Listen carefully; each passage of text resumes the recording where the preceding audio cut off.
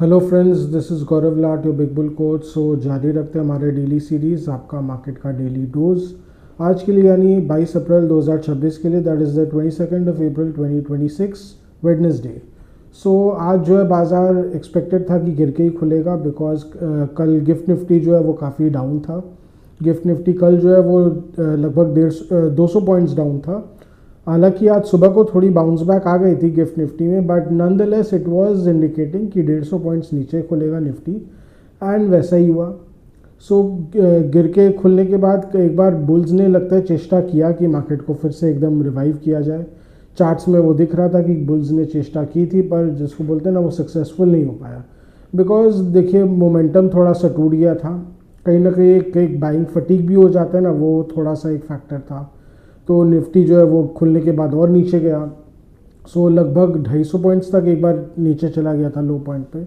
सो नीचे निफ्टी को खींचने वाले देखिए, उसमें एक बहुत बड़ा हाथ तो HCL टेक का भी था। तो HCL टेक के Q4 नंबर्स कल शाम को आए थे। तो प्रॉब्लम ये है कि नंबर्स जो है वो एनालिस्ट के एक्सपेक्टेशन से काफ़ी कम आए। ऐसे नेट प्रॉफिट में ग्रोथ तो उन्होंने दिया एक क्वार्टर ऑन क्वार्टर, पर कहीं ना कहीं एनालिस्ट एक्सपेक्टेशन से काफ़ी ख़राब था। सो एनालिस्ट एक्सपेक्टेशन कहीं ना कहीं 10% के आसपास था ही, तो उससे तो काफ़ी कम था। और उसके अलावा गाइडेंस तो उन्होंने बहुत ही ख़राब दिया। उन्होंने गाइडेंस, जो सेल्स ग्रोथ गाइडेंस है FY 26-27 के लिए 1 to 4% का दिया है। सो अगर रुपी टर्म्स में उन्होंने अगर 1 to 4% का दिया है, जहाँ तक हाइंडसाइट में लग रहा है, तो कहीं ना कहीं ये तो यानी बहुत प्रॉब्लमेटिक है। तो कहीं ना कहीं इसका मतलब ग्रोथ तो ना के बराबर है। तो इसका मतलब क्या है, कहीं ना कहीं स्टॉक की री रेटिंग होनी चाहिए। तो ऐसा ही हुआ आज। तो स्टॉक ये HCL टेक का जो स्टॉक है, सुबह को 6% तो नीचे गिर ही गया था, और जैसे दिन आगे बढ़ा, सुबह आते आते लो पॉइंट पे तो 10% टैंक कर गया था। तो एकदम से स्टॉक जो है क्रैश कर गया आज, और अच्छी वॉल्यूम के साथ ही किया। तो कहीं ना कहीं मुझे जहाँ तक लग रहा है इंस्टीट्यूशनल सेलिंग तो आई ही है। और आज DIS के जो नेट सेलिंग फिगर्स आए हैं, वो भी कहीं ना कहीं यही इंडिकेट कर रहे हैं कि कहीं ना कहीं mutual fund selling HCL tech में हुई है आज। सो एज इट इज़, आप जानते ही है IT सेक्टर से म्यूचुअल फंड्स ने भी थोड़ा पल्ला ही झाड़ रखा है, तो ऐसा ही हो रहा है आज। अगर आप देखें तो उसका स्पिल ओवर इफेक्ट भी था, तो रिपल इफेक्ट मार्केट पे पड़ा, और स्पिल ओवर इफेक्ट जिसको बोलते हैं, वो इन्फोसिस और TCS में दिखा आज। तो TCS का स्टॉक भी 2% से ज़्यादा नीचे था। इन्फोसिस जो है 3% से ज़्यादा नीचे था। तो IT स्टॉक्स में तो देखिए एकदम खुमारी वापस से छाई गई है। Nifty IT was closed in fact almost 4% down. तो आप साफ देख सकते हैं कि अब बेरिशनेस है IT सेक्टर में, ये अभी भी जारी है। ये घूम फिर के हावी हो ही जाती है। कभी ना कभी आपको ऐसा लगेगा कि नहीं, अब तो वर्स्ट इज़ बिहाइंड।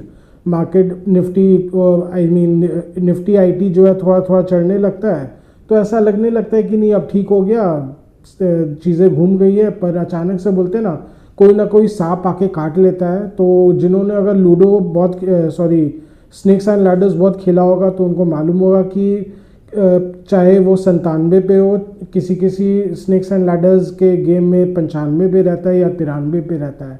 तो जैसे ही आप फिनिश लाइन पे पहुंचते हो, कहीं ना कहीं एक बड़ा सांप रहता है, जो अगर आपको काट ले तो बहुत नीचे ले जाता है।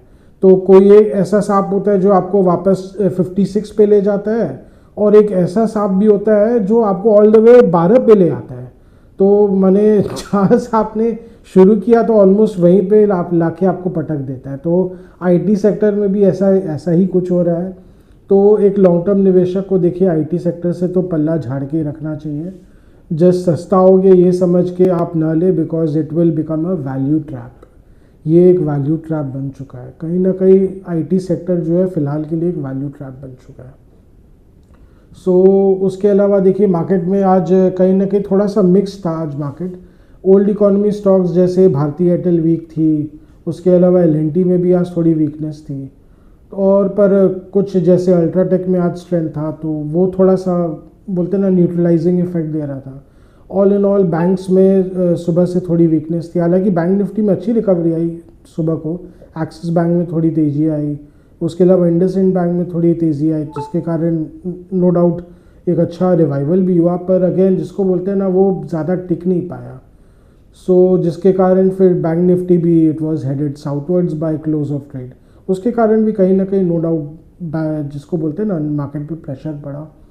सो आज थोड़ा सा मूड देखिए ओवरऑल देखा जाए तो थोड़ा सा वीक ही था आज, माने हल्का ही था मार्केट का मूड। तो एकदम साफ दिख रहा है कि कहीं ना कहीं अभी एक बार बाइंग फटीग है मार्केट में। हालांकि कल गुपचुप लेवाली चल रही थी, तो कहीं ना कहीं लग रहा था कि जो मोमेंटम को मेंटेन किया जा रहा है, बुलिश मोमेंटम को, जिसके कारण निफ्टी जो है वो 24,800 तक जा सकता है। पर आज जो एकदम से ड्रॉपिंग हुआ है, कहीं ना कहीं ये दिखा रहा है कि एक बार टेक्निकल वीकनेस तो अब आ गया है। तो कल का जो टेक्निकल स्ट्रेंथ था वो अब यू टर्न होकर आज कहीं ना कहीं एक टेक्निकल वीकनेस हल्का सा दिखा रहा है। और मुझे जहाँ तक लग रहा है अगर कोई मेजर पॉजिटिव ट्रिगर्स नहीं आते तो Nifty for the timing might be headed back to 24,150 हो सकते हैं, उसको एक बार टेस्ट करें वहाँ पे, लेकिन एक डेफिनेटली सपोर्ट मिलना चाहिए। देखिए DIs ही बाइंग करने आ जाते हैं घूम फिर के कहीं ना कहीं, तो हो सकता है उसके कारण सपोर्ट मिल जाएगा। बट देखिए जियोपॉलिटिकल फैक्टर्स, जियोपॉलिटिकल रिस्क अभी भी ख़त्म नहीं हुए हैं।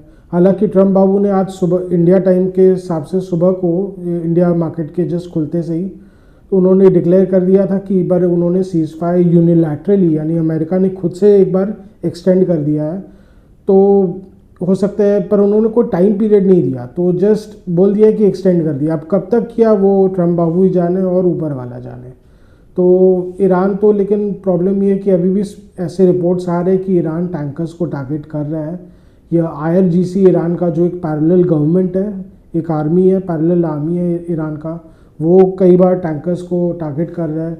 ऐसे ये भी बोला जा रहा है कि उनसे फिरौती वसूलने की कोशिश कर रही है। तो हो सकता है एक पायरेसी का ही अब बिज़नेस शुरू हो गया है स्ट्रेट ऑफ हॉर्मुज़ में। तो ये सब देखिए मार्केट के जिसको बोलते हैं ना, थोड़ा सा मार्केट के सेंटिमेंट को भी थोड़ी ख़राब करती है ये सब चीज़ें।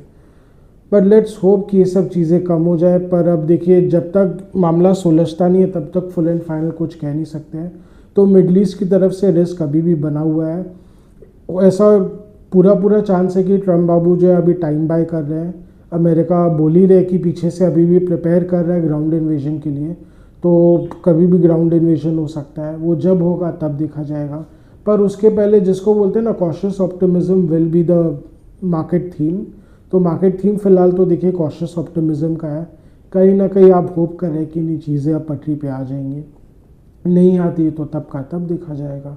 पर कहीं ना कहीं अब देखिए काफ़ी सारी कंपनियों ने, जिसको बोलते हैं ना फर्स्ट राउंड में तो सब अर्निंग्स डिक्लेयर हो गया है, तो अब उसका भी देखिए एक फटीग मार्केट में आएगा। पोस्ट रिजल्ट फटीग मार्केट में बहुत कॉमन है। चाहे रिजल्ट्स अच्छे भी आ जाते हैं तो भी मार्केट गिर जाता है। क्यों? क्योंकि मार्केट पहले से ही बढ़ जाता है, सब एंटिसिपेशन में पहले ही लॉन्ग पोजीशंस बना लेते हैं।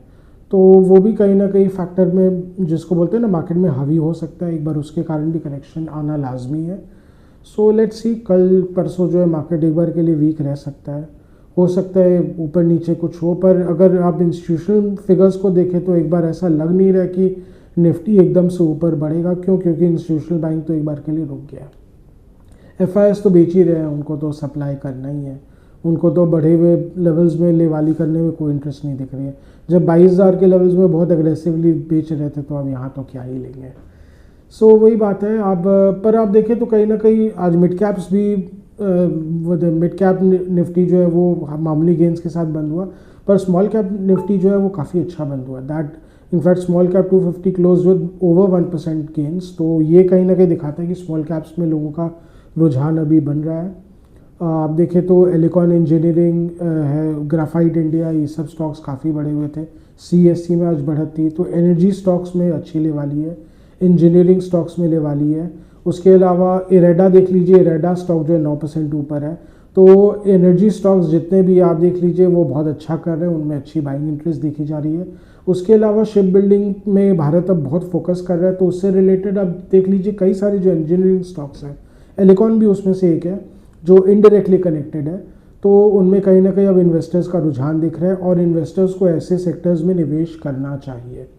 क्यों? क्योंकि लॉन्ग टर्म के लिए बहुत अच्छा साबित होने वाले। देखिए मोदी गवर्नमेंट अभी जो पॉलिसी अपना रही है बहुत स्टेबल वे में बना रही है, और इसका और वो कहीं ना कहीं अब वो ऐसा है कि इसमें यू टर्न नहीं करेंगे। तो अब उन्होंने मन बना लिया कि भारत को, अब चूँकि भारत ने अपना खुद का मैरिटाइम इंश्योरेंस भी बना ही लिया है, उसके अलावा अब जितनी भारतीय कंपनियां उनको शायद बाधित किया जाएगा कि वो अपने एक्सपोर्ट इंपोर्ट के लिए भारत के ही कंटेनर्स को यूज़ करें, क्यों? क्योंकि इससे भारत का डॉलर भी बचता है, अननेसेसरली डॉलर्स विदेशी कंपनियों को जाता है। सो ये सब चीज़ों के कारण इंडिया का जो जिसको बोलते हैं ना शिप बिल्डिंग सेक्टर और शिपिंग सेक्टर ओवरऑल, इसमें एक बहुत बड़ी तेज़ी देखी जा सकती है। और इससे कनेक्टेड जो कंपनियां हैं that will be the investor favourite currently. So इस पे इन्वेस्टर्स को पूरा नज़र रखना चाहिए और दबाते रहना चाहिए। सो यही था आज का लेखा जोखा। आज का हमारा डेली व्लॉग यहीं तक रखते हैं। आशा करें कि आपको हमारी डेली व्लॉग्स अच्छी लग रही हो। Do like share and subscribe to our channel, do hit the bell icon for regular update on our videos. अगर आपको कुछ स्टॉक स्पेसिफिक जानना हो, मार्केट के बारे में कुछ जानना हो या सेक्टर स्पेसिफिक कुछ जानना हो तो please write in a comment section. We will get back to help you in any way possible as much as possible. And again अगर आपको कुछ कमेंट्स देना हो, फीडबैक देना हो, सजेशन देना हो तो please write in our comment section. Your comments, your feedback are valuable for us. So आज के लिए थैंक यू।